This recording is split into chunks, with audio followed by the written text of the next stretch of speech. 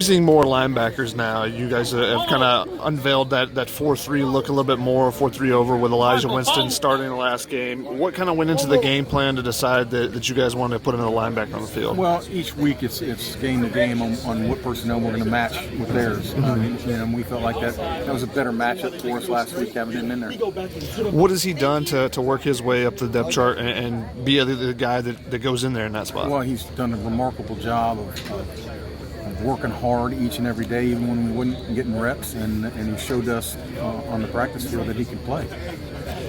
How does his versatility help you in that spot? You know, being a guy that's on the edge, using him mainly there when you guys go to that package, and the fact that he's played the edge before, but he's also been inside mostly this year. It shows his flexibility and what we can do with him, and offenses can't figure out, he's going to be a stack backer, he's going to be an edge rusher, he's going to be this and that. So it works to our advantage, his flexibility.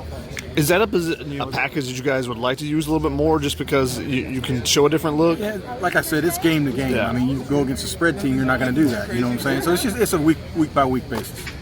Abdul-Malik McClain on the edge. Obviously, he comes back from injury, gets hurt almost immediately. For him to come back 2 weeks later and be a contributor in 2 weeks' time, what have you seen from him that has enabled him to do that? Fighting through the injury, but also just being a guy that can come off the edge. That's a credit to him. He had his first sack in the Coliseum, and he hurts his shoulder.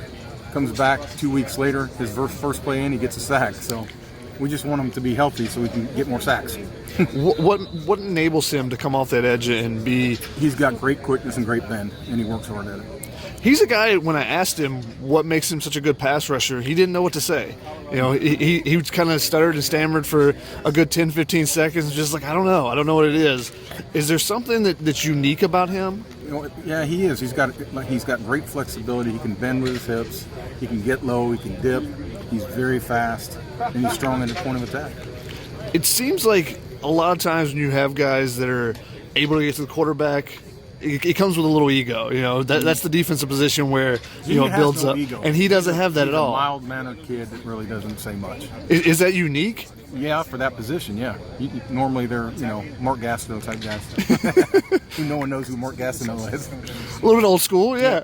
But usually certain positions you need a little ego because you're not going to be successful all the time. How is he able to fight through it when he doesn't have that same quality? He has a flatliner mentality. I mean, there's not a lot of emotion highs or lows with him. When he makes a sack, he didn't really get excited. He just, I don't know what it is. He's a flatliner. What unique element does he kind of help bring having him back in the rotation? Well, it gives us added depth, because, we had Hunter and Malik and Juliano and Eli'jah. And all those guys were hurt at one point in time. Mm-hmm. So just the depth that gives us some flexibility in our pass rush package. Do you feel like you have more depth now? I mean, you did lose Hunter for the season, but getting Juliano back, he had a couple of nice edge rushes there towards the end of the game, and having Abdul. Yeah, absolutely. I think, at that position, if you got three, that's enough.